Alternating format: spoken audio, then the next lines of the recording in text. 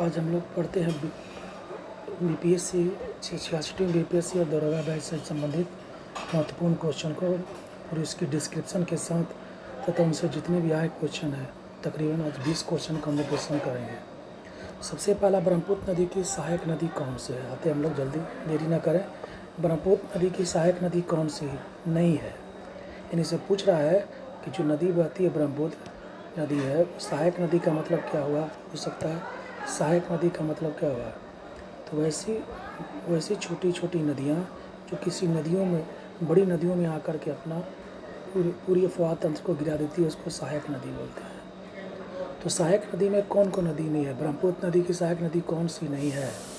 तो सबसे पहले हम ब्रह्मपुत्र नदी के बारे में जान लें, उसके बाद इसके बारे में जानेंगे क्या क्या और प्रश्न पूछ सकता है।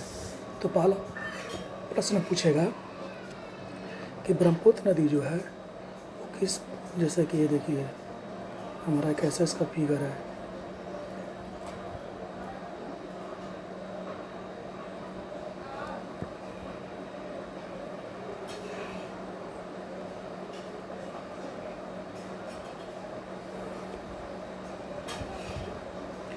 ये हमारा बृहद हिमालय है। इसी बृहद हिमालय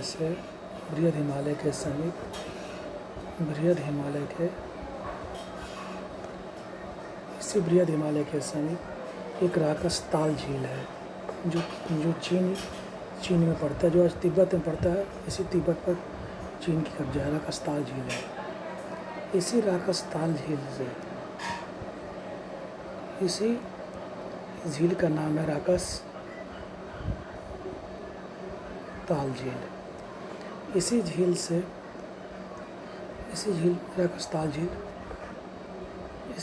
राकसताल झील के समीप मानसरोवर है।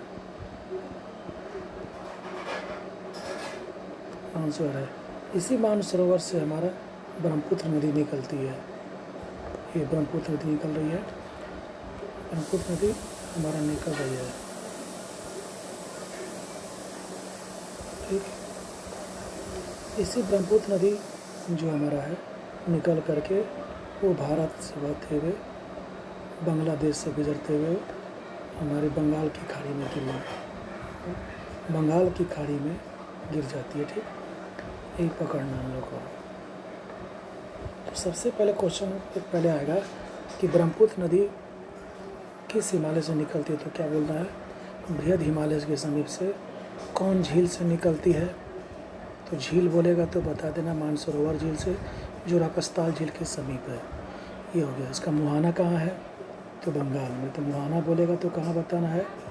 बंगाल में। ठीक, तो तब तक 3 क्वेश्चन पूछ सकता है। ब्रह्मपुत्र नदी किस झील से निकलती है? मानसरोवर झील से। ये मानसरोवर झील वर्तमान में कहाँ पड़ता है? तो बोलना है तिब्बत के पास, जिस पर आज वर्तमान में चीन का कब्जा है। ठीक, किस हिमालय से निकलती है? तो बृहद हिमालय से। इसका मुहाना क्या बोलना है? तो बंगाल की खाड़ी। मुहाना मतलब जहाँ नदियाँ अंतिम रूप से गिरती है, उसको हम क्या बोलते हैं? जहाँ नदियाँ अंतिम रूप से क्या होती है? गिरती है, उसको हम बोलते हैं मुहाना। ठीक, अब आता है नेक्स्ट है कि इस ब्रह्मपुत्र नदी को हम लोग पूर्ववर्ती नदी भी कहते हैं। तो याद रखना कि नदी के कई प्रकार की नदी, अनुवर्ती नदी है, एक पूर्ववर्ती नदी है, एक आपको आएगा अंतस्थलीय नदी है। तो उसका हम आगे जैसे आएगा चर्चा करेंगे। पूर्ववर्ती नदी, ब्रह्मपुत्र नदी को और क्या भी कहते हैं हम लोग? पूर्ववर्ती नदी भी कहते हैं। तो क्यों कहते हैं पूर्ववर्ती नदी? तो पहले पूर्ववर्ती नदी की परिभाषा क्या है? तो कहा जाता है कि हिमालय के निर्माण के पहले, हिमालय जो हमारा पर्वत था, इस निर्माण के पहले भी ये नदी अपने जिस दिशा में बहती थी, उसी दिशा में हिमालय के निर्माण के बाद भी बहती हो, उसे कहते हैं पूर्ववर्ती नदी। तो पूर्ववर्ती नदी किसे कहते हैं? वैसी नदियाँ जो हिमालय के निर्माण के पहले जिस दिशा में बहती हो तथा हिमालय के निर्माण के बाद उसके मार्ग में कोई परिवर्तन नहीं हुआ हो, उसी नदियों को हम क्या कहते हैं? पूर्ववर्ती। वही अगर मार्ग में परिवर्तन हो जाता तो हो जाता अनुवर्ती नदी, होता अनुवर्ती नदी। तो पूर्ववर्ती नदी और अनुवर्ती नदी में यही अंतर है। क्या अंतर है? कि नदियाँ अपना मार्ग बदल दे, हिमालय के निर्माण के पहले जो नदियाँ अपने मार्ग को बदल दी तो अनुवर्ती कहलाई, और वह मार्ग को नहीं बदली तो वो पूर्ववर्ती कहलाई। ठीक, ये अनुवर्ती और पूर्ववर्ती में अंतर था। अब आता है कि ब्रह्मपुत्र नदी कैसी नदी है, तो क्या बोलना है, पूर्ववर्ती नदी है। ब्रह्मपुत्र नदी किस झील से निकलती है, मानसरोवर झील से। पूछेगा किस हिमालय से है, हिमालय से है। ये कितने राज्यों कितने देशों में बहती है, तो पहला चीन या तिब्बत। क्या बोलना है इसको, चीन या तिब्बत। तो सबसे पहले कहाँ से निकलती है, चीन से या तिब्बत से। चीन न रहेगा तो तिब्बत रहेगा, क्योंकि तिब्बत पर ही चीन का कब्जा है। तब आएगा वो इंडिया में प्रवेश करती है, तब आएगा बांग्लादेश। यानी कितने देशों से गुजरती है हमारा ब्रह्मपुत्र नदी, कितने देशों से गुजरती है, तो पहला हो गया चीन या तिब्बत। दूसरा तब बोलना है इंडिया। तीसरा बोलना है बांग्लादेश। ये 3 देशों से ये क्या होती है, गुजरती है। ठीक, तो ये हो गया। अब इसी में एक और क्वेश्चन आ सकता है कि चीन में इसको क्या बोला गया, तो चीन में बोलेगा तो इसको बोला गया यारलांग है, यारलांग। तिब्बत में इसको बोला गया सांगपो। उसी के बाद आ जाएगा भारत में, इसका अरुणाचल प्रदेश में पहले प्रवेश करती है भारत में, तो अरुणाचल प्रदेश में इसका नाम हो जाएगा सियांग। सियांग हो जाएगा इसका नाम। ठीक, उसके बाद असम में इसका नाम दिहांग है। असम में इसका नाम क्या है, दिहांग है। और बांग्लादेश में इसका नाम क्या है, जमुना है। तो बताओ, इससे ब्रह्मपुत्र नदी का 4 नाम है। पहला यारलांग चीन में, दूसरा सांगपो तिब्बत में, तीसरा सियांग अरुणाचल प्रदेश में, चौथा दिहांग असम में, 5वां जमुना बांग्लादेश में। ठीक, तो 5 नाम याद रखना। कभी कभी पूछ सकता है सवाल कि किस किस राज्यों से, कौन कौन से देश में बहती हैं, किस देश में इसका क्या क्या नाम है। ठीक, अब आता है कि भारत में एक क्वेश्चन ही हो गया। चौथा क्वेश्चन इससे आ जाएगा कि भारत में प्रवेश करने से पहले भारत, इसकी लंबाई में सब पूछ सकता है कि लंबाई इसका बोलना है 29,000 किलोमीटर है, 2900 किलोमीटर लंबाई इसकी है, जिसमें भारत में लंबाई इसकी 1346 किलोमीटर है। तो इंडिया में कितनी है, 1340, यानी 2900 कुल किलोमीटर ही बहती है चीन से लेकर, भारत से लेकर बांग्लादेश तक। यानी चीन से मानसरोवर झील से लेकर मुहाना तक इसकी लंबाई कितनी है, 2900 होगी। भारत में ये अरुणाचल प्रदेश से असम तक है। तो भारत में 2 राज्यों में बहती है, 1340 में 2 राज्यों में है। पहला अरुणाचल प्रदेश और दूसरा असम, 2 राज्यों में भारत में बहती है। किस पर्वतमाला से, पर भारत में पूछ देगा कि ब्रह्मपुत्र नदी भारत में किस पर्वतमाला से गुजरती है, प्रवेश करती है, तो बोला नामचा बरवा। किस राज्य में प्रवेश करती है, पहले घुसती है तो अरुणाचल प्रदेश में। किस पर्वतमाला में, तो नामचा बरवा में, नामचा बरवा। ठीक, ये ध्यान रखना है, पूरा क्वेश्चन इसका इम्पोर्टेंट ये सब है। अब आता है सवाल, इसमें और क्वेश्चन क्या क्या पूछता है। तो सबसे पहले आता है, इसको हमने बताया तभी हम, पहला बताइए ब्रह्मपुत्र नदी कितने देशों से गुजरती है, 3। पहला चीन, दूसरा इंडिया, तीसरा बांग्लादेश। इससे पूर्ववर्ती कौन सी नदी बोलते हैं, तो पूर्ववर्ती नदी भी कहते हैं। तीसरा किस झील से निकलती है, मानसरोवर झील से निकलती है। चौथा इसकी लंबाई कुल कितनी है, 2900 किलोमीटर। भारत में कितनी है, 1346। भारत में कौन कौन राज्य से प्रवेश करती है, तो अरुणाचल प्रदेश और असम से। इसका मुहाना कहाँ है, तो बोलना है ये बंगाल की खाड़ी में। इसको बांग्लादेश में क्या बोलते हैं, जमुना। इसको असम में क्या बोलते हैं, दिहांग। इसको अरुणाचल प्रदेश में क्या बोलते हैं, सियांग। तिब्बत में सांगपो, चीन में यारलांग। भारत में किस राज्य में प्रवेश करती है, अरुणाचल प्रदेश में। भारत में किस पर्वत से प्रवेश करती है सबसे पहले, तो नामचा बरवा पर्वत से। यही ब्रह्मपुत्र नदी जब असम में प्रवेश करती है, कहाँ पर, तो असम राज्य में जब प्रवेश करती है तो 2 भागों में बढ़ जाती है। ऐसे 2 भागों में बढ़ जाएगी।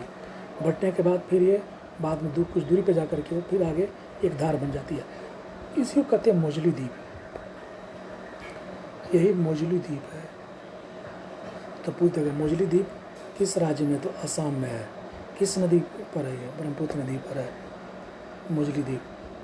समझे। तो मोजली द्वीप कैसे बना, तो ब्रह्मपुत्र नदी जब आती है असम में तो मैदानी इलाका होने के कारण वो फैल जाती है, दो भागों में बढ़ जाती है धार इसकी, एक धार इधर एक धार इधर। फिर वो कुछ दूरी पर जाकर वो फिर जाके पुनः मिल जाती है और मिल करके बांग्लादेश में आती है। तो जहाँ पर जो दो धार में जब बढ़ जाती है तो उसी पर वहाँ पर मिट्टी कटाव से टापू बन गया, उसी का टापू का नाम है मोजली द्वीप। तो पूछ देगा मोजली द्वीप किस राज्य में है, तो क्या बोलना है, असम में। किस नदी पर है, तो क्या बोल देना है, ये ब्रह्मपुत्र नदी पर है। ठीक। अब इससे क्वेश्चन जो आ सकता था, जो सबसे इम्पोर्टेंट क्वेश्चन है, तभी बता दिया हमने, 5-6 क्वेश्चन इससे पूरा रखना है। ये कैसा नदी है, तो पूर्ववर्ती नदी है। पूर्ववर्ती नदी से कहते हैं, ये बताए थे कि वैसी नदियाँ जो क्या है, जो हिमालय के निर्माण के पहले अपने पूर्व अवस्था में बहती थी, परंतु क्या हुआ, परंतु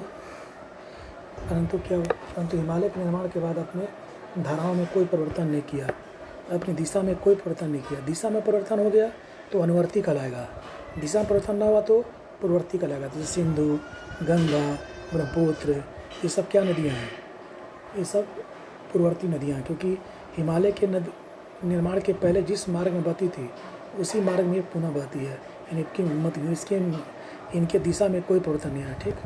अब आता है कि कितने देशों से बहती, चीन या तिब्बत, इंडिया और बांग्ला। कहाँ से निकलती है, राकस ताल झील से। लंबाई कितनी सी कुल है, 2900 किलोमीटर। वो कहाँ से लेकर, मानसरोवर झील से लेकर के मुहाना तक है। ठीक। भारत में इसकी लंबाई कितनी है, 1300 किलोमीटर। भारत में कितने राज्यों में क्रॉस करती है, 2, अरुणाचल प्रदेश और असम में। सबसे पहले किस राज्य में प्रवेश करती है, तो असम में। अब आता है इसी पर कुछ, यही जब गंगा नदी से इधर से आ रही है, जो यही गंगा नदी से जहाँ पर जाकर के मिलती है ब्रह्मपुत्र नदी, उसी जगह को बोलते हैं मेघना बोलते हैं, और आकर के बंगाल की खाड़ी में आकर के सुंदरबन का लोग डेल्टा बनाती है। तो ब्रह्मपुत्र नदी भी डेल्टा बनाने में महत्वपूर्ण भूमिका निभाती है। ठीक। तो गंगा और ब्रह्मपुत्र के मेल से कौन डेल्टा बनता है, सुंदरबन का डेल्टा, जो विश्व का सबसे बड़ा डेल्टा है। दलदली बेल्ट है, दलदली बेल्ट होने का जूट की खेती के लिए क्या है, प्रसिद्ध है। ठीक। ये क्वेश्चन सब पकड़ने में आ सकता था इसे। अब आता है कि जो नेक्स्ट क्वेश्चन है, इसका जो नेक्स्ट है वो हम पढ़ेंगे।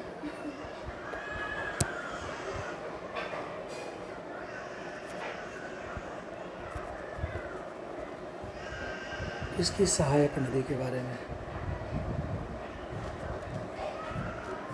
सहायक नदी कौन कौन सी इसकी सहायक नदी है,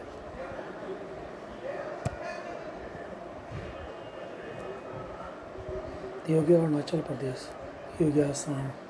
तो सबसे पहले जब ये भारत में प्रवेश की, तो भारत प्रवेश करने के बाद इसकी देखो डायरेक्शन किधर है, कैसा है, इसका डायरेक्शन ये है, तो इधर से आ रही है, तो ये हो गया इसका राइट साइड, ऐसे आ रही है, ये हो गया इसका लेफ्ट साइड। तो पूछ देता है कि राइट साइड से कौन हुआ और लेफ्ट साइड से कौन हुआ, तो ये सब कौन साइड हो गया, राइट साइड हो गया। इधर से कौन हो गया, लेफ्ट साइड हो गया। तो याद रखना है। तो लेफ्ट साइड से बने नदियाँ में जो पूछ देगा कि लेफ्ट साइड से कौन कौन है, तो बोल देना दिबांग, इसकी सहायक नदी है लोहित, फिर कोलोंग, उसके बाद एक और है धनसिरी। इधर से पूछ देगा, इधर से बोलना तीस्ता, मानस, उसके बाद रेडाक, कुमांग, इसकी सहायक नदी है। अति भी इम्पोर्टेंट है, ये हर बार एग्जाम में पूछा जाता है, ध्यान रखना है। तो ये हो गया दाएं तरफ से कौन कौन हो गया, तीस्ता, मानस, रेडाक।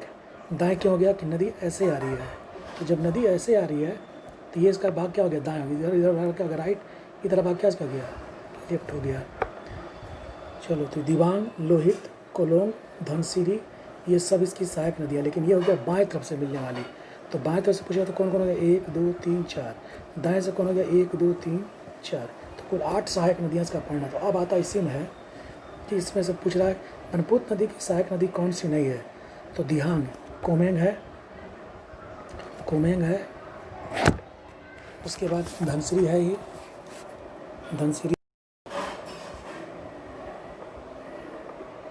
धनश्री भी है, मानस भी है, को दिहांग नहीं है, दिहांग जगह पर दिहांग इसको बोलते हैं। ये जब हमारा दिहांग इसको बोलेंगे जब आसाम में हो जाएगा तब इसका नामकरण है, नदी नहीं है।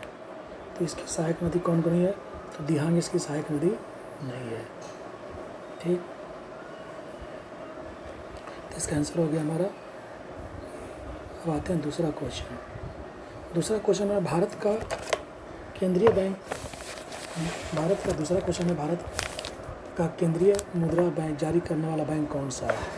केंद्रीय मतलब मुद्रा मतलब हो गया मुद्रा हो, उसको हम लोग क्या बोल सकते हैं? एक मुद्रा हो, राष्ट्र की मुद्रा। कौन बैंक है? तो सिंधल सिवा की रिजर्व बैंक ऑफ इंडिया है। अब आता रिजर्व बैंक ऑफ इंडिया से क्या क्या क्वेश्चन पूछ सकता है? तो सबसे पहले क्वेश्चन पूछेगा रिजर्व बैंक ऑफ इंडिया से कि इसकी स्थापना की पहली पहल अंग्रेज़ों ने की थी 1935 के एक्ट में। 1935 के एक्ट में सबसे पहले इसका पाल गया था और कहा था कि भारत में केंद्रीय बैंक होना चाहिए। कहा था भारत में केंद्रीय बैंक होना चाहिए ताकि सभी बैंकों को कंट्रोल कर सके। इसी के पर्पज़ से banking regulating act 19 RBI banking regulating act 1934 के अधिनियम के तहत 1 अप्रैल 1935 को RBI की स्थापना हुई। ठीक, तो RBI की स्थापना की जगह किस एक्ट के तहत हुई थी? तो 1935 के अधिनियम के तहत। RBI एक्ट किसके तहत? 34 से लिखेगा। कब हुआ था? 1935 में। तो जिस समय इसकी स्थापना हुई थी उस समय उसका हेड क्वार्टर कोलकाता था, लेकिन 1936 में 36-37 में से हेड क्वार्टर आकर के बॉम्बे कर दिया गया। तो इसका हेड क्वार्टर पहले कहाँ था? कोलकाता, बाद में कहाँ किया गया? बॉम्बे में। कब? 1936 में। तब से लेकर अब तक ये कहाँ पर है? इसका मुख्यालय हेड क्वार्टर बम्बई में है। इसी बैंकों, ये बैंक पहले अंग्रेज़ों का अधीन था, इसलिए आज़ादी के बाद 1 जनवरी 1949 को भारत सरकार ने इसे अपने अधीन करते हुए इसका राष्ट्रीयकरण कर दिया। तो पूरे देश का राष्ट्रीयकरण कब हुआ था? 1 जनवरी 1949 को। ठीक, अब आता है इसके संचालन करने के लिए एक गवर्नर प्लस अन्य गवर्नर होते हैं, तथा अन्य कार्य समितियाँ होती है। अभी लगभग 18 कार्य समितियाँ हैं। इसी एक गवर्नर को हम प्रमुख गवर्नर, जो हमारा शशिकांत दास हैं। कौन दास हैं? शशिकांत दास, जो हमारे क्या हुए प्रमुख गवर्नर है, जिनका कार्यकाल कितना होता है? 5 ईयर्स। तो कार्यकाल बोलेगा तो क्या बोलना है? 5 ईयर्स। अभी प्रमुख गवर्नर कौन है? ये हमारे। तो अब आता है कि इस RBI का मुख्य कार्य क्या है, क्यों इसका गठन किया गया था? तो RBI का मुख्य कार्य जो है, पहला केंद्रीय नोट जारी करना, मुद्रा छापना, पहला हो गया। कुछ जगह तो मार देना है। जो भी मुद्रा भारत में बनते हैं सब किसके ये होते हैं? किसके जारी होते हैं? RBI द्वारा। अब होता है कि ये भारत में मौद्रिक नीति जारी करता है। मौद्रिक नीति सबको पता ही होगा, आगे इसका हम चर्चा करेंगे। मौद्रिक नीति का मतलब होता है मॉनेटरी पॉलिसी, यानी मार्केट में पैसे की तरलता को कम करने या बढ़ाने के जो नीति है वही मौद्रिक नीति है। ये साल में 6 बार होता है, प्रत्येक 2-2 महीने पर। कितने महीने पर? 2 महीने पर। कितनी बार होता है साल में? 6 बार। कौन करता है जारी इसको? RBI। तो RBI मॉनेटरी पॉलिसी कितनी बार जारी करता है? 6 बार। कितने महीने पर? 2 महीने पर। इसका और काम क्या? नोट और मुद्रा का प्रजन। इसके आंसर क्या होगा? RBI। इसी में एक क्वेश्चन और है भैया, central state bank of India, इसके बारे में पूछ सकता है। तो जगह इसकी स्थापना कब हुई थी? 1 जुलाई 1955 की इसका स्थापना हुआ था। ये रखना होगा। ये देश का पहला राष्ट्रीयकृत बैंक है। सरकारी तौर पर देश का पहला राष्ट्रीयकृत बैंक कौन है? तो पहला ये राष्ट्रीय क्या है? कृत बैंक है। कौन? State bank of India. ये देश का सबसे बड़ा भी सरकारी बैंक है। तो देश का सबसे बड़ा सरकारी बैंक कौन है? ये। इसका पुराना नाम, ओल्ड नेम क्या था? Imperial bank of India. In state bank के नाम से पहले इसका पुराना नाम क्या था? Imperial bank of India. तो पूछ जगह स्टेट बैंक का पुराना नाम क्या था? Imperial bank of India. Imperial bank of India का नाम बदलकर क्या कर दिया गया? State bank of India. कब किया गया? 1955 में। ये देश का पहला राष्ट्रीयकृत बैंक था जो सरकारी तौर पर था। इस देश का वर्तमान में सबसे बड़ा सरकारी बैंक है कौन? State bank of India. ठीक, नेक्स्ट क्वेश्चन देखते हैं हम लोग। अंतर्राष्ट्रीय शांति बनाए रखने के लिए, तीसरा नंबर क्वेश्चन, अंतर्राष्ट्रीय शांति बनाए रखने के लिए मुख्य रूप से कौन सा अंग है? तो सबसे पहले मुख्य रूप से अंग है सुरक्षा परिषद है। यहाँ रखना, इन दो की चर्चा हम लोग करेंगे आज। सुरक्षा परिषद में सबसे पहला आता है कि ये यूएनओ का अंग है। तो यहाँ यूएनओ के पास अंग है और अभिकरण है। अभिकरण मतलब होता है सहायक, उसको सहायता प्रदान करने के लिए, जैसे WTO, world bank, IMF, ILO, ये सब क्या उसका सहायक है। और अंग में हो गया जैसे महासभा, सुरक्षा परिषद, अंतर्राष्ट्रीय न्यास, अंतर्राष्ट्रीय न्यायालय, 6 इसके अंग है। कुल कितने अंग है? सामाजिक एवं आर्थिक सुरक्षा परिषद, ये हो गया। ठीक, उसी में एक इसका सुरक्षा परिषद हम लोग करेंगे। तो सुरक्षा परिषद में जो है सबको पता है कि इसमें कुल सदस्यों की संख्या 15 होती है, जिसमें 5 अस्थायी होते हैं और 10 अस्थायी, जिनका प्रत्येक 2 साल पर चुनाव होता रहता है। इसी अस्थायी सदस्य में जो हमको पढ़े हम लोग हैं, इसका काम है, इसमें अरबी फाची देश है। तो पूछ सकता है कि सुरक्षा परिषद के 5 अस्थायी सदस्य देश कौन कौन है? तो अमेरिका, रूस, ब्रिटेन, फ्रांस, चीन। कोड क्या है? अरबी फाची। 5 अस्थायी देश हैं। अब इसका उद्देश्य क्या है, क्यों यह बनाया गया था, इसका लाने का मकसद क्या था? तो इसका लाने का मेन मकसद था कि जो अंतर्राष्ट्रीय स्तर पर जो शांति है, अंतर्राष्ट्रीय स्तर पर शांति और युद्ध को रोकने के लिए, अंतर्राष्ट्रीय शांति को बढ़ावा देने के लिए और युद्ध को रोकने के लिए ये लाया गया था। कौन? सुरक्षा परिषद। से इसका आंसर क्या जाएगा? अंतर्राष्ट्रीय शांति बनाए रखने के लिए कौन हो गया? सुरक्षा परिषद। ठीक, तो सुरक्षा परिषद बताओ किसका अंग है? अंग है क्या अभिकरण है? तो अंग है। अब WTO क्या है? WTO क्या बोलना है? अभिकरण है। ठीक, चलो, इसका उद्देश्य क्या था? शांति और युद्ध को रोकने के लिए। इसमें कुल सदस्य कितने होते हैं? 5। 5 क्या होते हैं? अस्थायी। 10 क्या होते हैं? अस्थायी। अस्थायी कौन कौन है? अमेरिका, रूस, ब्रिटेन, फ्रांस और चीन। कोड क्या बताएं? अरबी फाची। ठीक, अब आता है अंतर्राष्ट्रीय न्यायालय। एक संस्था क्या है? अंतर्राष्ट्रीय न्यायालय है। तो फिर अंतर्राष्ट्रीय न्यायालय जो है, इसका क्या क्वेश्चन आता है? ये भी यूएनओ का एक क्या है? अंग है, क्योंकि ये भी यूएनओ का क्या है? अंग है। इसका हेड क्वार्टर पूछता है तो द हेग बोलना है। इस जिस जो अभी पढ़ता है नीदरलैंड में, कहाँ पढ़ता है? नीदरलैंड में इसका हेड क्वार्टर। ठीक, तो इसका हेड क्वार्टर कहाँ है? तो नीदरलैंड में है। ठीक ना। अब आता है कि इसके प्रमुख जो इसके कुल इसमें सदस्य पूछ सकता है, कुल सदस्य इसमें कितने होते हैं? 15 होते हैं। ठीक, कुल सदस्य कितने होते हैं? 15 इसमें कुल सदस्य हैं, जिसमें इनका कार्यकाल होता है 9 वर्ष। तो जो अन्य सदस्य हैं उनका कार्यकाल होता है 9 वर्ष। जो प्रमुख होते हैं उनका कार्यकाल होता है 1 वर्ष। 1 वर्ष का है 3 वर्ष। ठीक, अब आता है कि इनमें भारत की तरफ से प्रतिनिधि कौन कौन अब तक गए हैं। इनका काम क्या है? इनका काम क्या है? तो अंतर्राष्ट्रीय स्तर पर जितने भी आपसी विवाद हैं उनको निपटारा किया था इसी पर। तो अंतर्राष्ट्रीय स्तर का जो आपसी विवाद है, जैसे हमारा जाधव मामला जो भारत पाकिस्तान से था, वो अंतर्राष्ट्रीय स्तर पर सुलझाया गया। तो अंतर्राष्ट्रीय स्तर पर जो भी मामले आपसी मामले सुलझाए जाते हैं इसी न्यायालय से। इसमें भारत की तरफ से अब तक 3 प्रतिनिधि गए हैं। सुरेश पाठक पूछता है कि भारत तरफ से प्रतिनिधि कौन कौन है? सुरेश पाठक, नागेंद्र सिंह और दलबीर सिंह। दलबीर सिंह ऐसे व्यक्ति हैं जो 2 बार गए हैं। 2 बार, पिछली बार कुछ साल पहले ये निर्वाचित हुए थे। तो दलबीर सिंह कौन है? कितनी बार? 2 बार। एक कौन है? नागेंद्र सिंह। एक कौन है? सुरेश पाठक। तो भारत तरफ से अब तक कितने लोग हैं? 3 लोग। कितनी बार? 4 बार। कौन 2 बार? तो दलबीर सिंह भंडारी। ठीक,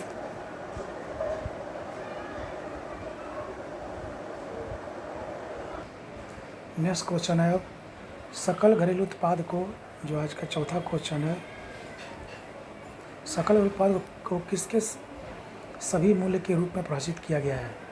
तो याद रखना, किसी अर्थव्यवस्था में एक वर्ष में उत्पादित वस्तुओं ने, किसी अर्थव्यवस्था में एक वर्ष में उत्पादित अंतिम वस्तु एवं सेवाओं को, ये आंसर हो गया। सकल उत्पाद में किसके सभी मूल्य के रूप में किया गया था? इसका आंसर होगा किसी अर्थव्यवस्था में एक वित्तीय वर्ष में उत्पादित सभी अंतिम का मतलब होता है कि लास्ट हमारा जो सेशन चलता है उसके सभी मूल्य से 1 अप्रैल से हमारा 31 मार्च तक है सेशन,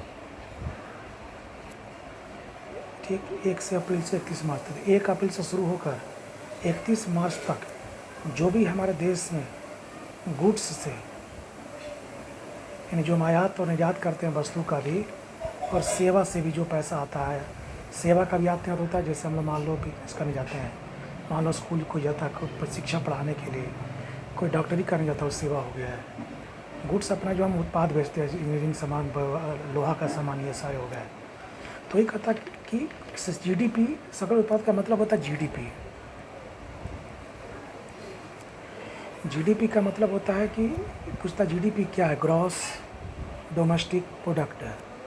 प्रोडक्ट मतलब होता है उत्पाद है, मैंने क्या हुआ उत्पाद। डी मतलब क्या हो गया डोमेस्टिक मैंने घरेलू। ग्रॉस में क्या हो गया सकल, जिसको हम लोग कुल बोल सकते हैं, आम भाषा में इसको हम क्या बोलेंगे कुल में टोटल। अब बता किसी अर्थव्यवस्था में एक वित्तीय वर्ष में, मान लो ये भारत है, इस भारत की सीमा के अंदर एक वित्तीय वर्ष में 1 अप्रैल से 31 मार्च के अंदर जितने भी वस्तु हैं, जितने भी सेवा क्षेत्र है, उन सारे वस्तुओं और सेवाओं के मूल्य को जोड़ देने पर जो भी आय होती है वही GDP हुआ। किसी अर्थव्यवस्था में मैं कहता है कि किसी देश की अर्थव्यवस्था में एक वित्तीय वर्ष में तीनों क्षेत्रों से, प्राइमरी, सेकेंडरी और टर्शियरी, हम लोग आगे पढ़ताएंगे, primary sector, secondary sector, tertiary, तीनों क्षेत्रों से जो वस्तुएं और सेवाएं हैं, तीनों क्षेत्रों में जो वस्तुएं और क्या हैं, इन्हीं वस्तुओं और सेवाओं के कुल मूल्य को, कुल अंतिम मूल्य को, अंतिम से जैसे ये क्लोजिंग डेट होगा उस दिन ये सारे मूल्य को जोड़ लेंगे। जोड़ने के बाद जो हमारी कुल आय होगी उसी को हम लोग बोलते हैं सकल घरेलू उत्पाद। तो सकल उत्पाद क्या है, तो बोलना है एक वित्तीय वर्ष में देश की भौगोलिक सीमा के अंदर तीनों क्षेत्रों से प्राप्त वस्तुओं और सेवाओं के मूल्य के योग को हम क्या कहते हैं GDP कहते हैं, ठीक। इसमें एक बात याद रखना होगा, नोट, इसमें हम वैसे भारतीय जो विदेश में कमा रहे हैं उनकी आय को इसमें शामिल ही करेंगे। वैसे विदेशी जो भारत में कमा रहे हैं उनकी आय को इसमें हम क्या करेंगे शामिल करेंगे। तो क्या है सकल घरेलू उत्पाद क्या है, तो बोलना है कि सकल मैंने क्या होता है कुल, घरेलू मतलब देश की सीमा के अंदर, उत्पाद मतलब तीनों क्षेत्रों से वस्तुओं और सेवाओं का मूल्य को हम क्या बोलेंगे उत्पाद बोलेंगे।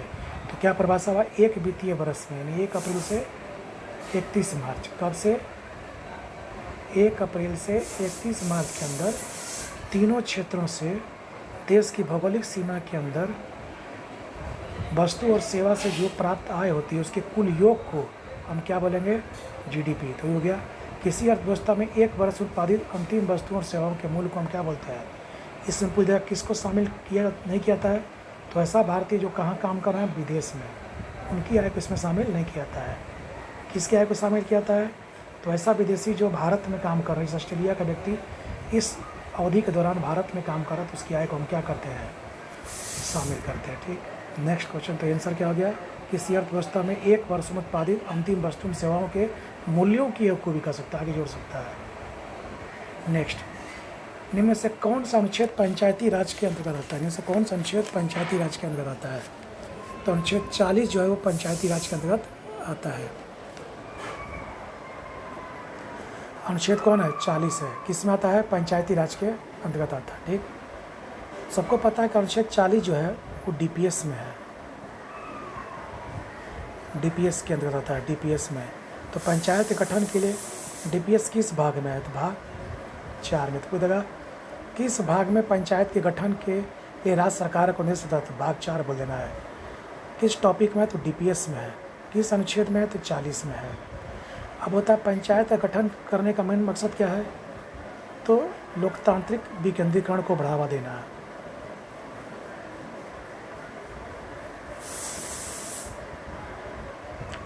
क्या बढ़ावा देना है या स्थानीय स्वशासन को क्या देना है,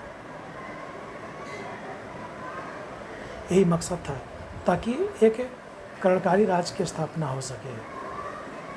और ये जो पंचायत है, पंचायत का जो गठन है, ये हमारा राज्य सूची में आता है। इस गठन की हमारी किसके पास है, कानून कौन बना सकता है, राज्य सरकार। पढ़े हैं सूची, पढ़े हम लोग, केंद्र सूची, राज्य सूची और समवर्ती सूची। तो किस सूची में आएगा, राज्य सूची में। इसका उद्देश्य क्या है, कल्याणकारी राज्य की स्थापना करना। ये लोकतांत्रिक विकेंद्रीकरण को क्या देना, बढ़ावा देना, या स्थानीय स्वशासन को। यानी गांव का मुखिया जब शासन करेगा तो स्थानीय लोग भी करेंगे, इसलिए इसका नाम क्या पड़ा, स्थानीय स्वशासन। ठीक, ये किस टॉपिक में आता है, तो डीपीएस में। किस भाग में आएगा, तो 4 में। किस अनुच्छेद में इसकी चर्चा है, तो 40 में। पंचायत गठन की चर्चा किस अनुच्छेद में है, 40 में। किस टॉपिक में है, तो डीपीएस में। यानी राज्य की नीति, डायरेक्टिव ऑफ प्रिंसिपल स्टेट, राज्य की नीति निषक तत्व, जिसका उद्देश्य क्या, कल्याणकारी राज्य की क्या करना, स्थापना करना। लोग कल्याणकारी क्या होगा कि अगर मान लो किसी गांव में मुखिया पंचायती राज का गठन होगा, तो मुखिया का चुनाव होगा, तो उस गांव उसको 29 विषय मिलेंगे, 29 तरह का वो काम करेगा वहाँ पर। तो उस गांव के लोग का क्या होगा, कल्याण। मान लो रोड बिछेगा गांव में, तो क्या होगा, खड़ंजा बिछेगा, तो क्या होगा, गाँव का क्या होगा, विकास होगा। ये पकड़ना है। पाँचवा का पद है, बिहार का तराई प्रदेश विस्तृत है। बिहार का तराई प्रदेश विस्तृत है। छोटानागपुर के पठार के ऊपर समानांतर भारत नेपाल सीमा, ये मान लो बिहार का नक्शा है।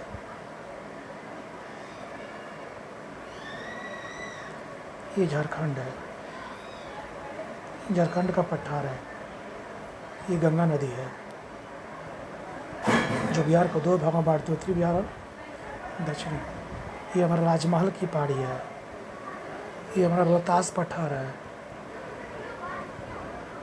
ये हमारा छोटानागपुर हो गया। ये हो गया नेपाल की तराई क्षेत्र है। नेपाल और ये तराई जो क्षेत्र है, ये नेपाल और किसके बीच है, इसी बिहार का तराई प्रदेश जो है, जहाँ पर अभी हमारा पश्चिमी चंपारण, पूर्वी चंपारण, उसके बाद ये हमारा हो गया मोतिहारी, हमारा हो गया शिवहर, हमारा हो गया आपको हो गया मधुबनी, मधेपुरा, सुपौल, अररिया, पूर्णिया, किशनगंज, सब इसमें आता है, तराई क्षेत्र में आता है। तराई का मतलब होता है समतल मैदान। और समतल मैदान होने के कारण क्या होता है, यहाँ जो भी पठारी पर्वतीय क्षेत्र है, हिमालय क्षेत्र है, इसे नदियों द्वारा काटी गई बालू मिट्टी का यहाँ पर जमावड़ा हो गया है। और जमावड़ा होने के कारण इसमें पानी की मात्रा काफ़ी है, इसलिए इसका नाम पड़ा तराई क्षेत्र है। तो तराई का मतलब क्या होता है, समतल भूमि, जहाँ पर पर्वतीय क्षेत्रों से मिट्टी काट कर यहाँ पर जमा हो गया है, इसी को बोलते हैं हम लोग तराई क्षेत्र। ठीक, तो तराई क्षेत्र कहाँ है, नेपाल और इंडिया के बीच में जो भूमि पड़ती है वो क्या है, इंडिया के बिहार के बीच में जो क्या पड़ती है, इंडिया के बिहार के बीच में जो भूमि पड़ती है, इसी का नाम है तराई क्षेत्र है। ठीक, ये पकड़ना ही। तराई क्षेत्र जो होता है जूट के लिए भी काफ़ी इम्पोर्टेंट होता है। तो तराई का मतलब क्या हो गया, समतल। तो बिहार का तराई प्रदेश कहाँ पर है, भारत और नेपाल की सीमा। रोहतास पठार बोलेगा तो कहाँ बोलना है, ये बिहार के पश्चिम में है। राजमहल पहाड़ी क्या बोलना है, तो बिहार के पूर्व में है। ठीक ना, ये बोल देना है। छोटानागपुर के ऊपरी पठार के समांतर कौन है, ये राजमहल की पहाड़ी, ये नहीं है आंसर। आंसर क्या होगा, भारत और नेपाल सीमा के समानांतर है। नेक्स्ट, भाखड़ा नंगल संयुक्त परियोजना। भाखड़ा नंगल संयुक्त परियोजना के बारे में बता रहा है, के बारे में बताइए। ये हरियाणा, पंजाब, राजस्थान की है। हरियाणा, पंजाब, दिल्ली की है परियोजना है। क्या हरियाणा, हिमाचल प्रदेश, दिल्ली की है। तो ये बोलना है हरियाणा, पंजाब, दिल्ली। तो हरियाणा, पंजाब, राजस्थान में हो गया। हरियाणा, पंजाब, राजस्थान। इसका लाभ और उठाता है, लेकिन मेन है क्या इसका है, हरियाणा, पंजाब और राजस्थान की है मेनली। लेकिन इसका लाभान्वित अगर पूछ देगा तो इसमें दिल्ली भी है और राजस्थान भी है लाभान्वित में। लेकिन किसकी संयुक्त परियोजना में रूप से है, तो हरियाणा, पंजाब और राजस्थान। किसके बारे में हम लोग कुछ जानते हैं, एक भाखड़ा और एक नांगल है।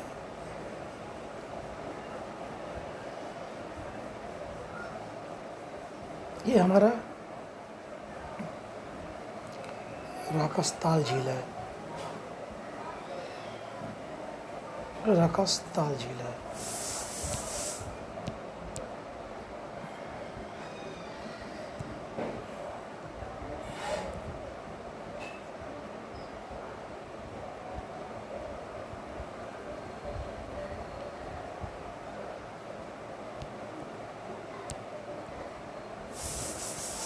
ये हमारा कौन है, राकस ताल झील है।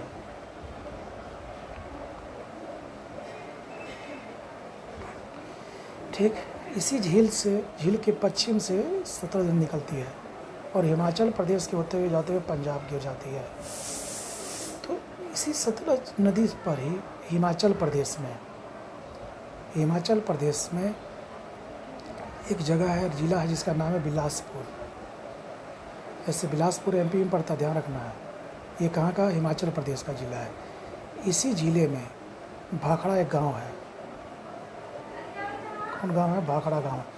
इसी भाखड़ा गांव के नाम पर इसका नाम पड़ा, भाखड़ा पड़ा। और उससे 13 किलोमीटर दूरी पर, उसी राज्य में उससे 13 किलोमीटर दूरी पर नांगल है। तो भाखड़ा अलग है, नांगल अलग है। और यही भाखड़ा नांगल दोनों मिल करके जाकर के पंजाब के पास, सतलज नदी के पंजाब के पास भी जाती है। ठीक, तो इसका सबसे पहले आ गया ये 1948 में ये भाखड़ा नांगल परियोजना बनना शुरू हुआ। जाके 1963 में वो राष्ट्र को समर्पित हो गया, यानी इस परियोजना का काम आना शुरू हो गया 1963 में। उस समय हमारे तत्कालीन प्रधानमंत्री जवाहरलाल नेहरू थे, उन्होंने इसका उद्घाटन किया था। तो कब बनना शुरू हुआ, 48 में। कब जाकर पूरा हुआ, अमेरिका ने इसमें यूएसए की कंपनियों ने इसमें अपना अंतिम रूप दिया। तो पूछ सकता किसके निर्देशन में ये बनी, तो यूएसए के निर्देशन में। कब ये भारत में इसको कब इसको भारत समर्पित कर दिया गया, तो 1963 में। कब बनना शुरू हुआ, ये बोलना। भाखड़ा और नांगल दो अलग अलग परियोजना है। कौन राज्य में, तो हिमाचल प्रदेश में इसका शुरुआत में है। ठीक ना, किस राज्य में, बिलासपुर ज़िले में है। कौन गांव में, तो भाखड़ा गांव में, इसी के पास है। इसी भाखड़ा के बगल में 13 किलोमीटर दूरी पर नांगल है। ये भाखड़ा नांगल परियोजना दोनों है। ये पंजाब, ये हरियाणा से, हिमाचल प्रदेश से पंजाब जाती है। इसी पंजाब में, ठीक ना, ये बहुउद्देशीय परियोजना है। अब होता है कि भाखड़ा नांगल जो परियोजना वो कैसी है, बहुउद्देशीय है। बहुउद्देशीय का मतलब होता है जिस परियोजना का मकसद एक से अधिक उद्देश्य के लिए बनाया गया हो, इसलिए इसका नाम बहुउद्देशीय है। फिर पूछ सकता है, मान लीजिए इसका सबसे ज़्यादा लंबाई कहाँ है इस परियोजना की। ये परियोजना जो है 649 किलोमीटर का भी लंबी है, जिसमें से 169 किलोमीटर लंबी है पंजाब में। तो सर्वाधिक इसकी लंबाई किस राज्य में है, इस परियोजना की पंजाब में। इसी नदी के इसी भाखड़ा नांगल के पीछे एक गोविंद सागर झील है। और इसी पर एक नदी निकाला गया है, जिसका परियोजना निकाला गया इंदिरा सागर परियोजना, जो राजस्थान में मुख्य रूप से सिंचित करती है। यहाँ पर राजस्थान में मुख्य रूप से सिंचित करती है। चलो, इसको ये बहुउद्देशीय क्यों रहा, तो पहले बोलना है कि सतलज नदी है जो राकस्ताल झील से निकलती है। उसी वो नदी जब हिमाचल प्रदेश में जाती है, उसी हिमाचल प्रदेश में बिलासपुर एक शहर है, जिला है। उसी जिला में भाखड़ा गांव में भाखड़ा नांगल परियोजना की भाखड़ा की शुरुआत हुई थी। उसी के 13 किलोमीटर बगल में नांगल परियोजना है। तो दोनों को मिलाकर हो गया इसका नाम भाखड़ा नांगल। और यही भाखड़ा नांगल करीब 649 किलोमीटर लंबी है, जिसका सबसे ज़्यादा लंबाई 169 किलोमीटर इसकी पंजाब में है। तब इसकी हिमाचल प्रदेश, तब हरियाणा में है, तब राजस्थान, दिल्ली, ऐसे करके सब राज्यों में इसका है। इससे कौन कौन से राज्य लाभान्वित होते हैं, हरियाणा, पंजाब, राजस्थान, दिल्ली। लेकिन ये संयुक्त परियोजना किसकी है, हरियाणा, पंजाब और राजस्थान की। इसी की ये बहुउद्देशीय क्यों है, तो इसका सिंचाई के लिए भी प्रयोग होता है और जल विद्युत परियोजना के लिए भी होता है। बहुउद्देशीय मैंने क्या होता है, बहुत उद्देश्यों के लिए, एक से अधिक उद्देश्य के लिए इसका उपयोग होता है, इसलिए इसका नाम क्या पड़ा, बहुउद्देशीय। अब होता है, पूछ देगा, इसी परियोजना के पीछे एक गोविंद सागर झील है। पता, इसी परियोजना से एक बांध निकाला गया, इसका नाम है इंदिरा सागर बांध, जो राजस्थान को जाकर के सिंचाई की काम करती है। ठीक, इसकी लंबाई कुल कितनी है, 649 किलोमीटर। सबसे लंबी कहाँ पर है, 169 किलोमीटर पंजाब में। ठीक, इसको भारत को समर्पित कब किया गया, 1963 में। किसके निर्देशन बना था, यूएसए के निर्देशन बना। ठीक, अब आता है रेगुड़ मिट्टी।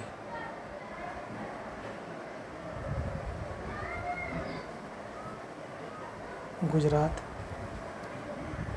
एमपी, छत्तीसगढ़, उड़ीसा, तेलंगाना, कर्नाटक, महाराष्ट्र।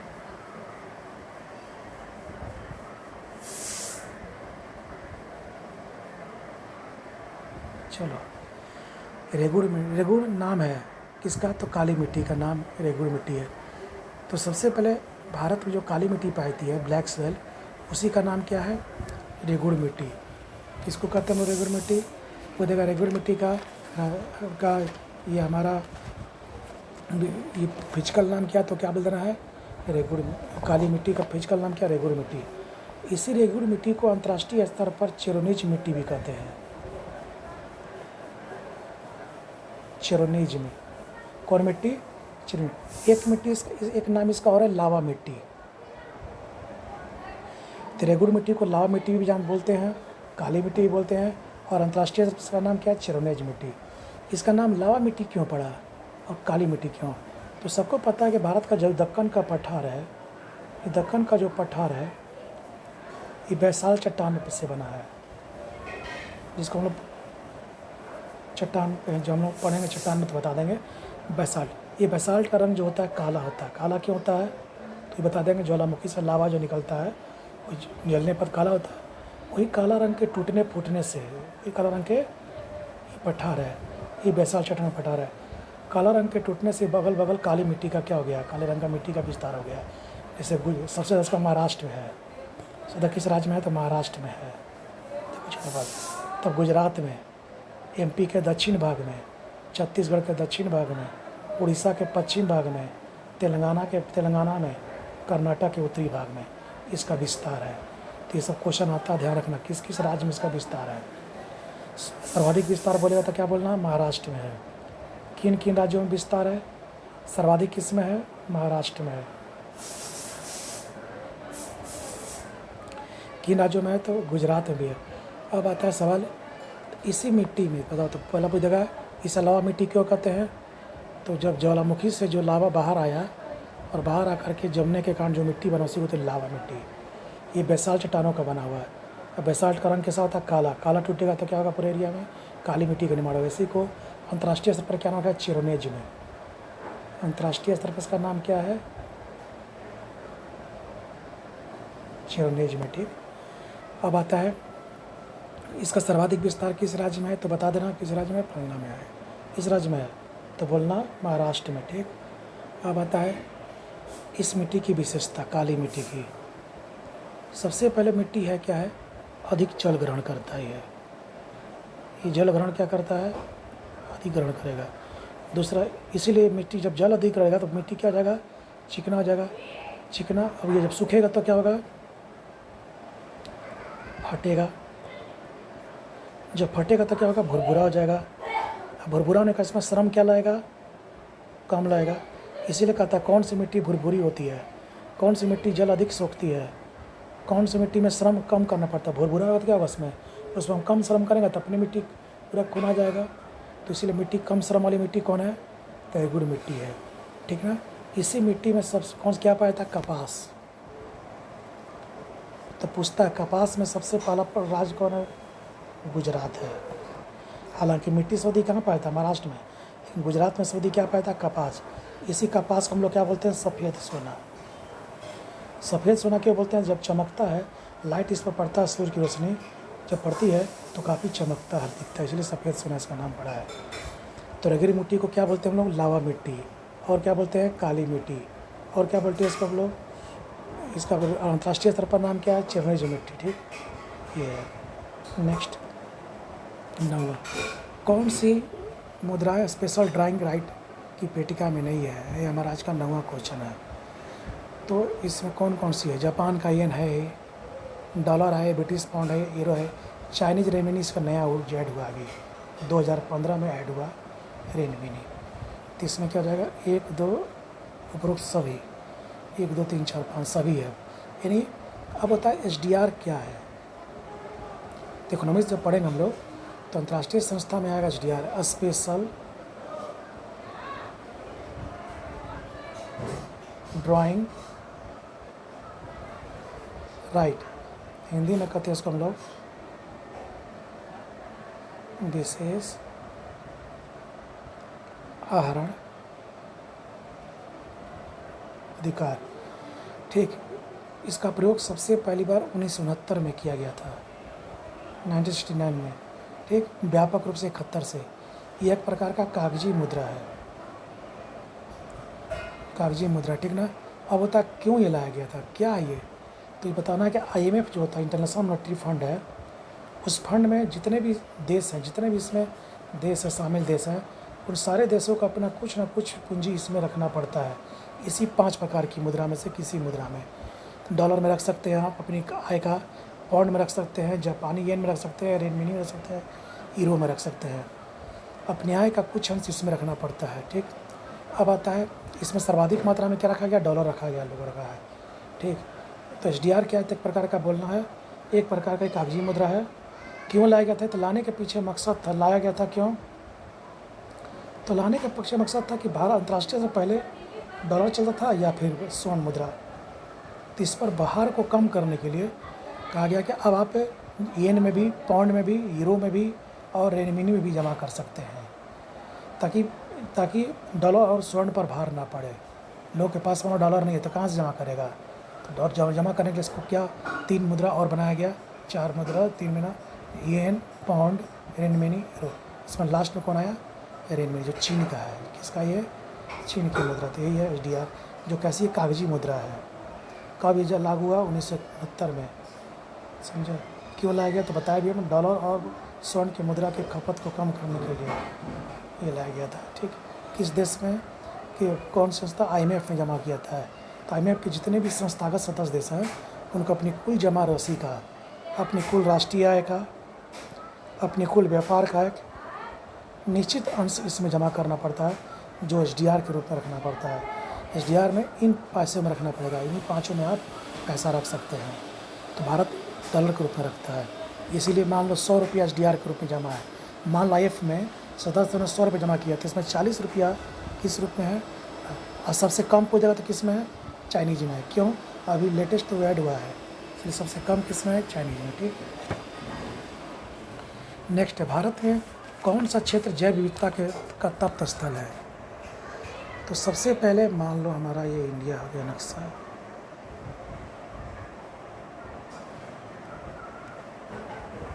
तो भारत में जो तप व्यवस्था का, जो जैव विविधता का मतलब क्या होता है, पहले जान लो। जैव मतलब जीवन, तो जीवन में विविधता है, उन्हें विभिन्न प्रकार के जीव जंतु रहें, विभिन्न प्रकार के पेड़ पौधे रहें, विभिन्न प्रकार के सारे बायोस्फीयर में लोग जुटे, उसको बोलते हैं जैव विविधता।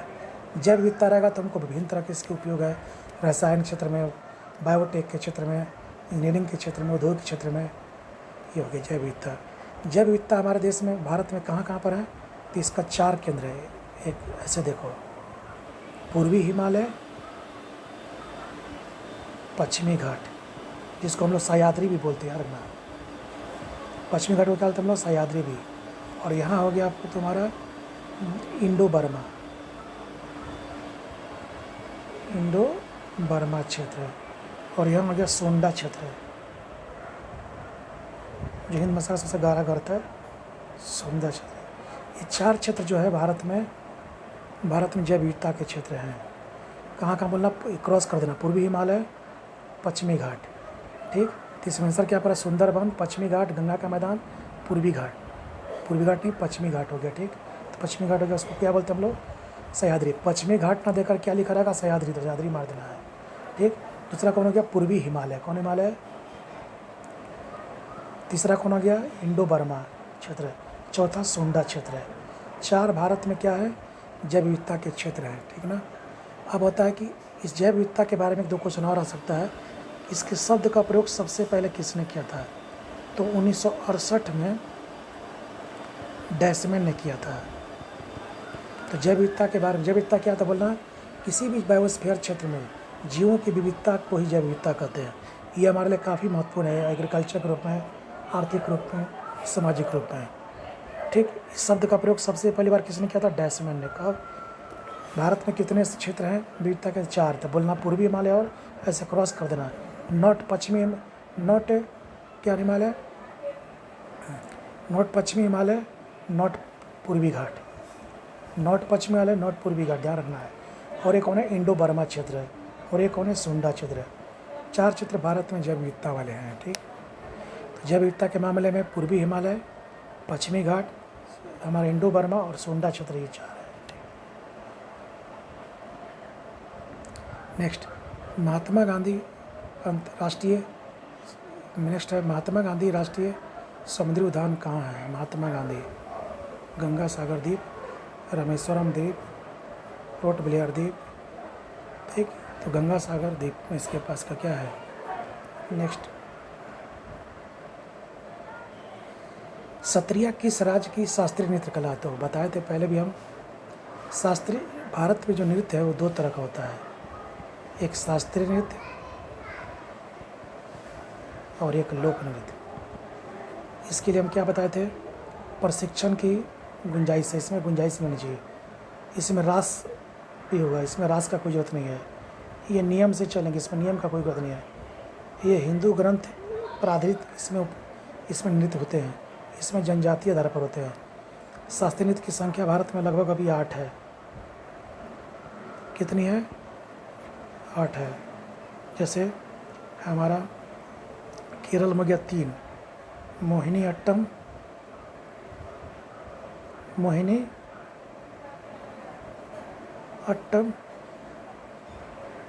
कुट्टायम और कथकली। हमारा महाराष्ट्र में भारतनाट्यम, आंध्र प्रदेश में कुचिपुड़ी, उड़ीसा में ओडिसी, मणिपुरी, असम में सत्रिया और हमारा उत्तर प्रदेश में कथक। उत्तर प्रदेश में क्या हो गया? कथक। ये 8 नृत्य है, ठीक ना। ये सारे 8 नृत्यों को हम क्या बोलते हैं हम लोग? शास्त्रीय नृत्य। तो शास्त्रीय नृत्य की पहचान क्या हुआ? प्रशिक्षण होगा, रास होगा, उसमें श्रृंगार रस ये सब, उसके बाद उसमें नियम होंगे, हिंदू ग्रंथों पर होगा, और ये सब जिसमें नहीं होगा उसको लोक नृत्य कहते हैं। जैसे हमारा गरबा हो गया, जैसे हमारा डांडिया हो गया, ये सब। तो इसमें सत्रिया किस राज्य का शास्त्रीय नृत्य था? असम का। तो मणिपुरी कौन हो जाएगा? मणिपुरी। उत्तर प्रदेश का कथक, आंध्र प्रदेश का कुचिपुड़ी, उत्तर प्रदेश का कथक, और मणिपुर का मणिपुरी, असम का सत्रिया। ये सब शास्त्रीय नृत्य है, ठीक। तो 8 लगभग है, सबका जान लेना है। अब आता है नेक्स्ट क्वेश्चन, भूमध्य रेखा में से किस देश से होकर नहीं गुजरती है? तो भूमध्य रेखा पर कुछ क्वेश्चन जो आता है बनता है उसको देख लेते हैं। भूमध्य रेखा से कौन से इसमें नृत्य नहीं होता पूछ रहा है। भूमध्य रेखा से कौन सा देश इसमें नहीं गुजरता है? तो सबसे पहले हम लोग देखते हैं, इसका पहले फैक्चुअल जान लो। पूरे अक्षांशीय वृत्त को ये 2 भागों में काटता है। भूमध्य रेखा क्या है? इसी का पहले इसका नाम भूमध्य रेखा भी है, इक्वेटर भी है, विषुवत रेखा भी है। पहला इसका रोल क्या है? तो पूरे ग्लोब को अक्षांशीय रूप में कितने भाग में काटता है? 2 भाग में, उत्तरी गोलार्ध और दक्षिणी गोलार्ध, ठीक। अब आता है कौन को गोलार्ध में? उत्तरी गोलार्ध और दक्षिणी गोलार्ध के रूप में काटता है, ठीक। ये पहला क्वेश्चन हो जाएगा। अब होता है भूमध्य रेखा पर गुरुत्वाकर्षण शक्ति सबसे ज़्यादा है। ये हो गया नॉर्थ हेमिस्फीयर और ये साउथ हेमिस्फीयर। वहाँ पर गुरुत्वाकर्षण शक्ति सबसे क्या है? ज़्यादा, क्योंकि इसकी आकृति ज़्यादा है, इस पर आयतन ज़्यादा है, इसलिए इसका ज़्यादा है। सबसे बड़ा एक अक्षांशीय वृत्त है, सबसे बड़ा है। जैसे जैसे ऊपर जाएंगे अक्षांशीय वृत्त क्या होता जाएगा? छोटा होता जाएगा।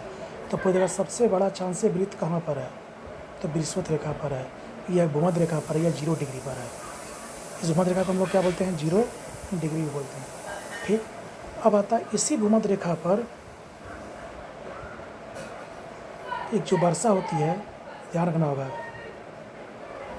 संवहनीय वर्षा, जो काफ़ी तेज़ होता है, सबसे तेज़ होता है और कम समय में होता है। तो संवहनीय वर्षा बताओ किस रेखा के पास होती है? भूमध्य रेखा के पास। सब क्लास में आगे बता देंगे। यहीं पर एक डोलड्रम बेल्ट बनता है, सब बता दे रहे कौन कौन क्वेश्चन पूछता है। डोलड्रम बनता है जो 0 से 5 डिग्री उत्तर और 0 से 5 डिग्री दक्षिण। डोलड्रम मतलब शांत पेटी, भी आगे क्लास में बताएंगे। 0 से 5 डिग्री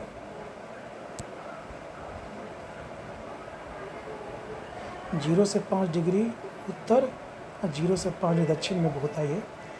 देखो 2 ड्रम बेल्ट कहाँ बनता है? तो भूमध्य रेखीय बेल्ट है। भूमध्य रेखीय बेल्ट में कौन सी वर्षा आती है? संवहनीय वर्षा। सबसे बड़ा वृत्त कौन है? क्षांशीय वृत्त कौन है? भूमध्य रेखीय। यहाँ गुरुत्वाकर्षण केंद्र सबसे क्या है? ज़्यादा है। ये ग्लोब को कितने भाग में बांटता है? 2 भाग में, उत्तरी गोलार्ध और दक्षिणी गोलार्ध। इसी पर अफ्रीका एक महाद्वीप है जहाँ पर कांगो नदी 2 भागों में बांटती है।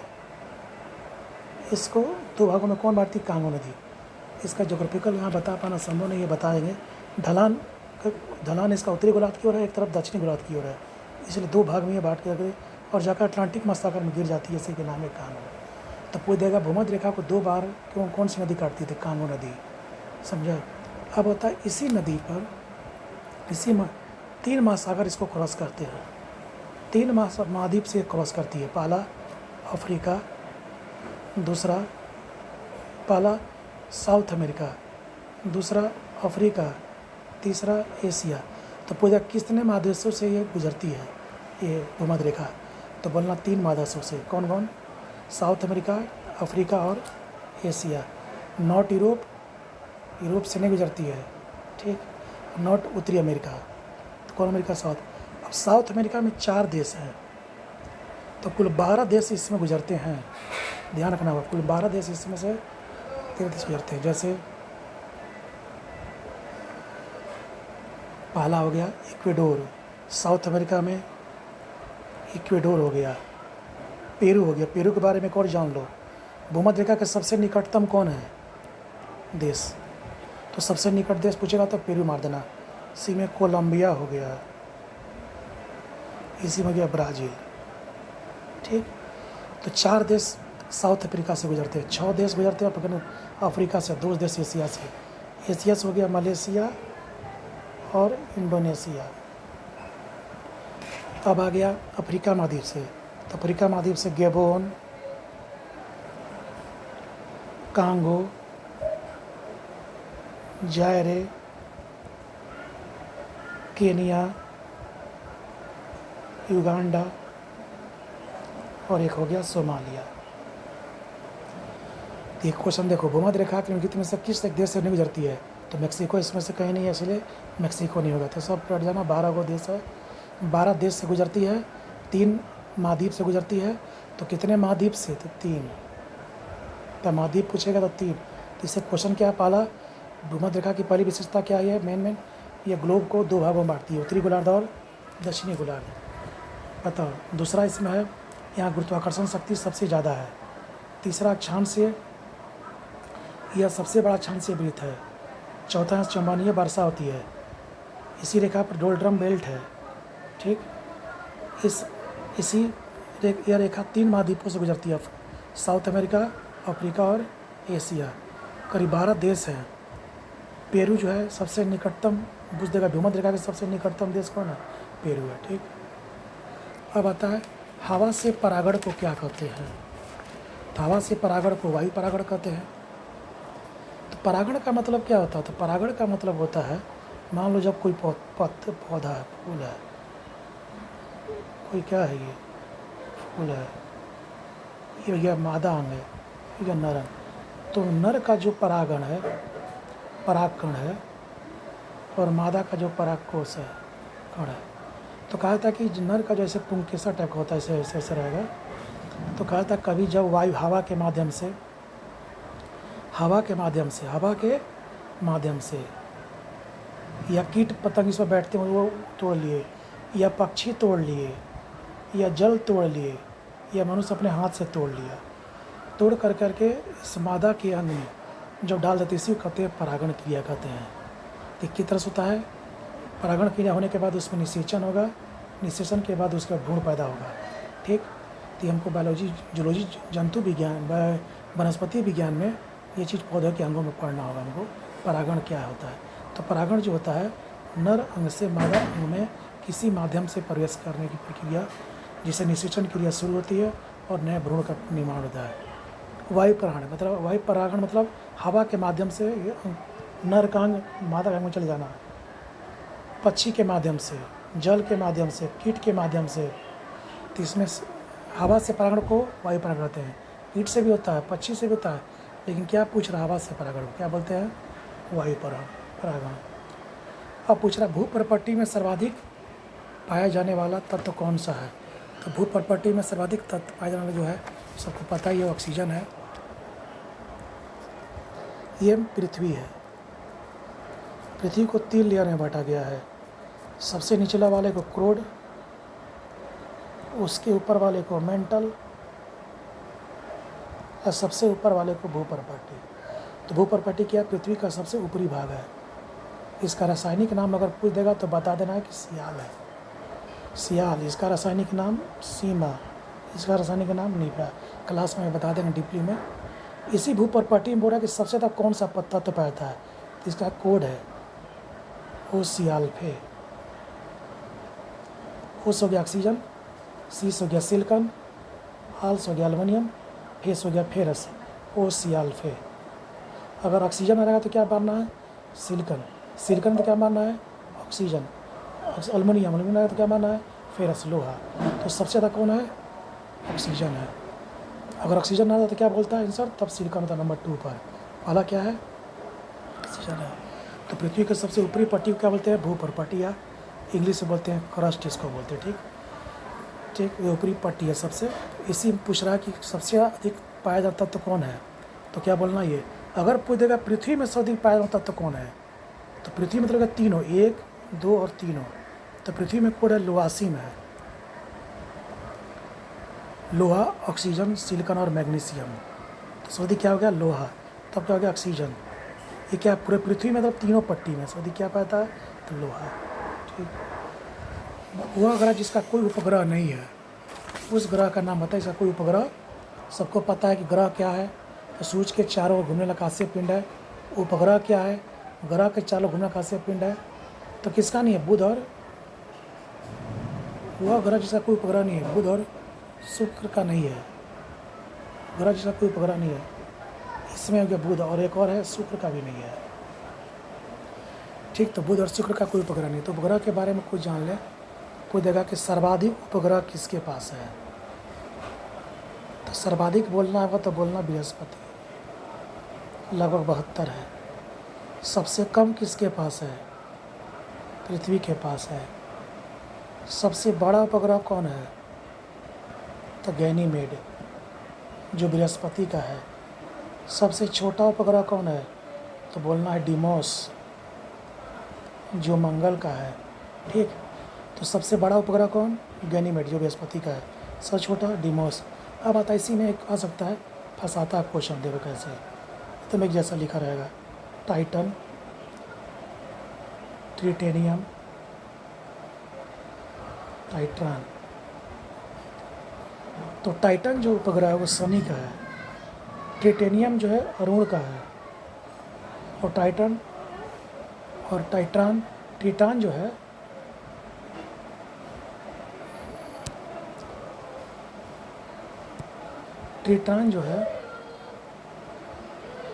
वो हमारा वरुण का है। ठीक, तो टाइटन पूछेगा तो शनि मारना, ट्रिटेनियम पूछेगा तो अरुण मारना, ट्रिटान पूछेगा तो वरुण मारना। ठीक, तो किस उपग्रह से जितना क्वेश्चन आ सकते हैं वो पूरी संभावित इसी में है। अब बता, कौन सा विटामिन रक्त का थक्का बनाने के लिए आवश्यक है? तो कौन सा विटामिन रक्त का थक्का बनाने के लिए आवश्यक है? तो बोल देना विटामिन के। विटामिन रक्त का थक्का का फिर देखा, इसी को बोलते हैं फायोकिबलोन। तो अगर पूछेगा कौन से विटामिन रक्त का थक्का बनाने का आवश्यक है, दे देगा रेटिनाल, देगा फ्यूक्यूलोन, देगा फ्यूक्यूलोन, दे देगा तुमको एस्कॉर्बिक एसिड। तो क्या माना? फ्यूक्यूलोन। नाम रहेगा तो विटामिन के बोलना है। अब होता है रक्त का थक्का मतलब जम जाए, लेकिन एक होता है कि रक्त का थक्का जिसको नहीं जमता है। रक्त का थक्का जिसको नहीं जमता उसको क्या बोलते हैं? उसको बोलते हैं हीमोफीलिया रोग, जो ब्रिटेन की महारानी को था। इसमें रक्त अगर कट जाता है तो 24 घंटा लगभग रक्त बहते रहता है, तो मरने की संभावना ज़्यादा। हीमोफीलिया रोग बोलते हैं रक्त का थक्का जिसको नहीं बनेगा। ठीक ना। अब आता है कि कैसे रक्त थक्का बनता है, इसका प्रक्रिया हम लोग पढ़ ले। थोड़ा सा क्वेश्चन पूछता है तो पहले देखो ध्यान से, सहायक तत्व। जब ब्लड पढ़ाएंगे तो बढ़िया से इसको बता देंगे। सहायक तत्व में जैसे कैल्शियम होगा, ब्लड को जमाने में इसका भूमिका होती है। विटामिन के रूप में के हो गया, प्रोटीन के रूप में हो जाएगा फाइब्रोनोजिन,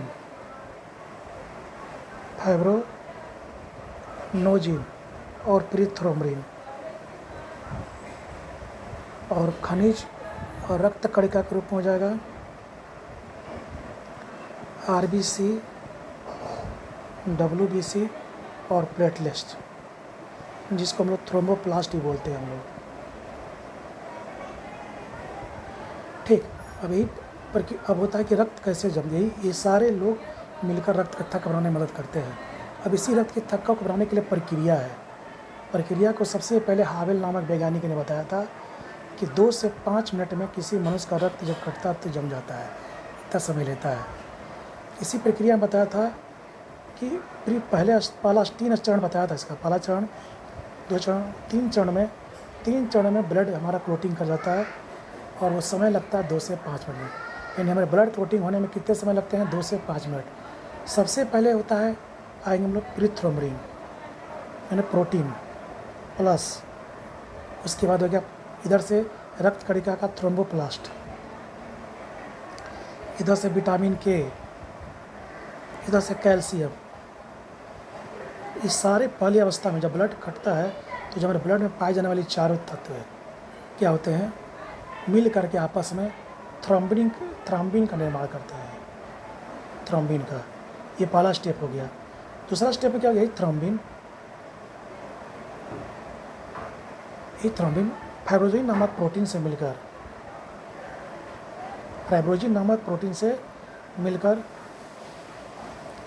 फाइब्रिन का निर्माण करता है। अब यही फाइब्रिन आरबीसी डब्ल्यूसी से मिलकर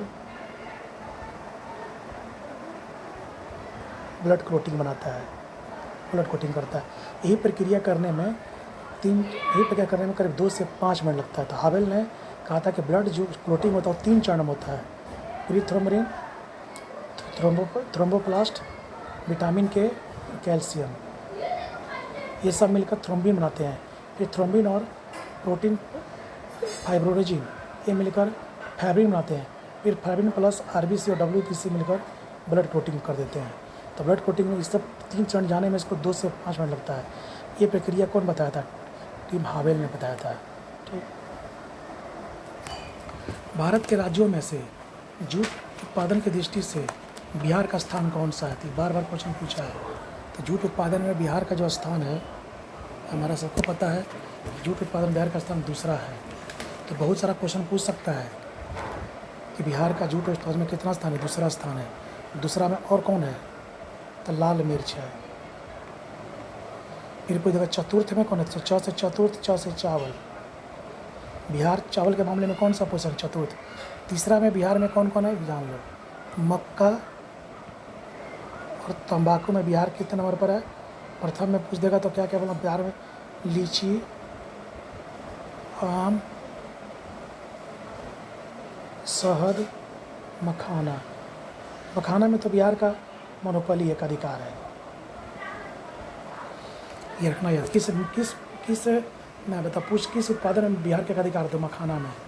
तो देखो ध्यान से, बिहार प्रथम में कौन कौन बिहार है? लीची में, आम में, शहद में, मखाना में। मखाना में तो एक अधिकार है। दूसरा में कौन कौन है? लाल मिर्च और जूट। तीसरा में बिहार कौन कौन में है? मक्का और तंबाकू में। चौथा में कौन है? चावल। गेहूँ मान लो पूछ दिया तो गेहूँ 6ठा पोजीशन पर है बिहार पूरे भारतवर्ष में। ठीक, नेक्स्ट आता है किसी राज्यपाल की नियुक्ति। किसी राज्य का राज्यपाल नियुक्त किया जाता है तो ये तो राष्ट्रपति द्वारा नियुक्त किया जाता है। ठीक, ये होता है राज्यपाल। तो अब आता है राज्यपाल के बारे में कह सकता है कि राज्यपाल जी की नियुक्ति 153 आर्टिकल में है।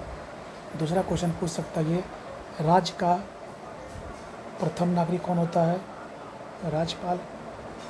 कार्यपालिका प्रमुख होता है, जो इस कार्यपालिका प्रमुख होता है ये राज्यपाल, ये भी बता देना है। अब आ जाएगा इसमें पूछ सकता है कि एक से एक राज्यपाल जो है 2 राज्यों का भी राज्यपाल हो सकता है। इधर है इसका वेतन जो है, ये सब मेन और भी बहुत सारा है, बताते हैं समय समय पर। वेतन जो इसको है राज्य की संचित निधि से लेकिन पेंशन कहाँ से मिलेगा?